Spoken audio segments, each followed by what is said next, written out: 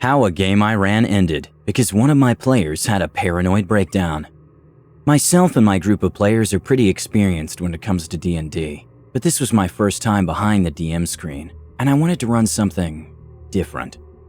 I started the players in your typical RPG town, taking quests from the local Adventurers Guild. The group took a job to kill some bandits, which they handled with ease. After killing the bandits, the players returned to the local tavern to find a deranged madman causing trouble. He's spouting nonsense about how the lady will give people anything they want, and how his lady can grant any wish, but only if they follow him out into the woods. The townspeople are understandably upset and shoo the guy away, not wanting him to cause trouble.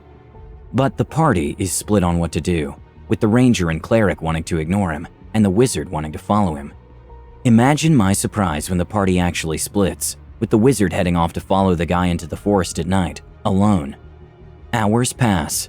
The ranger and cleric are getting restless, and they decide to head out and search for the wizard, but they find nothing. They question townsfolk. Everyone has the same story.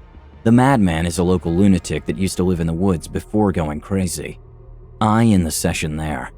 We begin the next session with no leads, and the party getting desperate. Afterwards, an old woman approaches the ranger and cleric and tells them that she knows where the madman lived. She points a crooked finger to a dark path on the edge of the gloomy forest. The party travels down the narrow forest path without issue and find an abandoned cabin in a clearing. It's clear the place hasn't been kept up with. Boards are rotting. The clearing is covered with rotting leaves and dense weeds. The inside of the cabin isn't in any better condition than the exterior. Rotting floorboards creak underneath their boots as they explore. They find a small hidden door in a closet. It takes some effort to pry the door open due to the swollen and warped wood. As soon as the door pops open, a skeleton lunges out of the alcove. They crush the skeleton into shards of bone and carry on without much thought. Now beware that other secret doors might exist. They investigated the cabin until they find a small iron ring beneath a tattered and frayed rug. Ready for his skeleton, the cleric braces himself as the ranger yank the door open. They are greeted with darkness. Cautiously, they go down the worn steps into the basement. Occult glyphs are drawn over the walls and floor. Black candles have melted into puddles of inky wax around a summoning circle in the center of the floor. They find a book on a table. The pages are brittle and fragile, but still legible. It's the diary of a madman. In it, he describes how he summoned a succubus demon to save his dying wife. He sold his soul in exchange for keeping his wife alive. As they say, no matter what the cost. His wife objected, but the man, stricken with love and desperation, locked her up to stop her from interfering. As soon as the key turned and the door was locked, the succubus collected her debt. Him. Bending his mind to fall in love with her, he abandoned his wife without food or water. The party realized they had just killed the skeletal form of his wife. They also find a very heavy, very locked chest. They want to bring it back to town, but they need a wheelbarrow to move it. With a new mission, they find a wheelbarrow to retrieve their loot. They head back to town. They are ambushed on the trail by the madman, their wizard, and a civilian. The fight is easy, but the madman teleports away when downed, laughing about how the lady will get them all. They heal the wizard, and he explains that he was mind-controlled. The civilian nodded. Neither does he have his memory of who controlled them. They put the pieces together. The succubus is kidnapping and mind-controlling people. The number of missing people and the ambush is confirmation of their theory. They bring the chest to a local sage and pop it open. Inside is a contract written in Infernal. The sage offers to translate it, since none of the party can read Infernal. They hand over the coin and stay with the sage while he translates. The cleric remembers they never turned in the bounty for bandits they killed earlier, and leaves the rest of the group to collect the money. While she is separated from the party, she gets approached by a very pretty woman. She gets seduced and lured into a private room. She wakes up in some weird kind of lair, facing the true form of the succubus. The succubus explains she is not evil, but the cleric doesn't buy it. Succubus explains she doesn't kidnap anyone. All her victims are people that want what the succubus can give them and are there willingly. She is powerful and can grant many wishes. She says she is only doing what she has to not get hunted down by bigoted humans.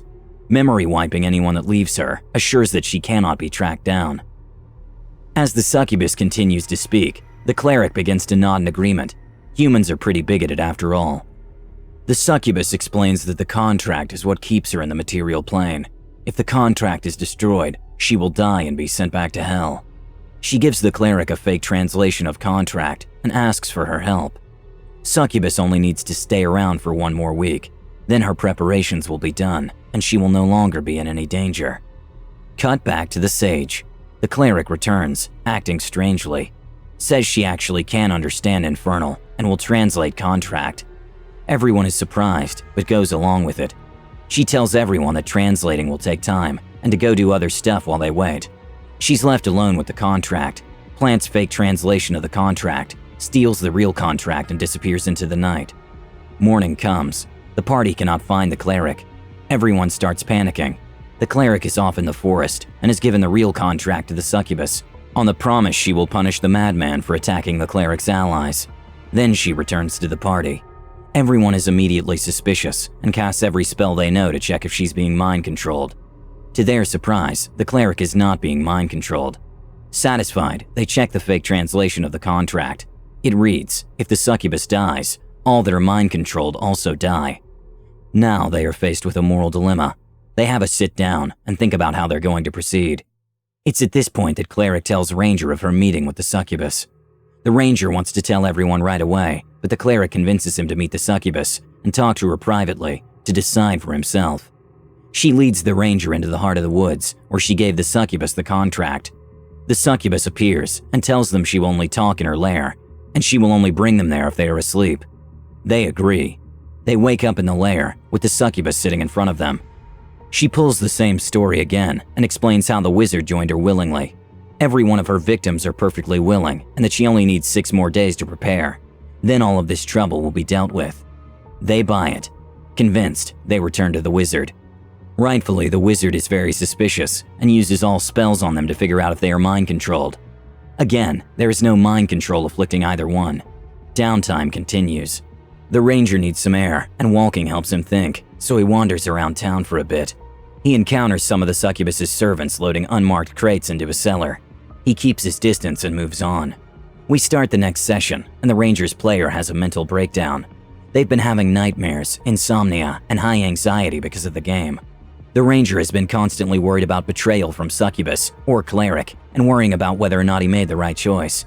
He's growing extremely paranoid in day-to-day life. He doesn't want to continue the campaign, and the cleric doesn't want to continue without the Ranger. And that's when the campaign ended, because of paranoia. So to clear the air, I explained what would have happened. The succubus was preparing a ritual to mind control the entire town and had been lying about everything, obviously. The players had doomed the entire town to eternal mind control by a demon by actively working against the adventurers trying to stop her. Every time anyone in the party was brought to the lair, it was an illusion. If they had interacted with anything or left the room, it would have been obvious. I got criticized for turning the party against itself. But on the bright side, and despite the mental breakdown, all of the players assured me it was the most fun they've had in quite some time in a tabletop. Who would believe a demon in the first place? It seems like they should have trusted their gut and followed one of the core rules of D&D. Never split the party. Please tell us of your experiences and comment your reactions below. Don't forget to subscribe to our channel All Things D&D. Our next video will be posted in 2 days, so stay tuned for more amazing Dungeons & Dragons content.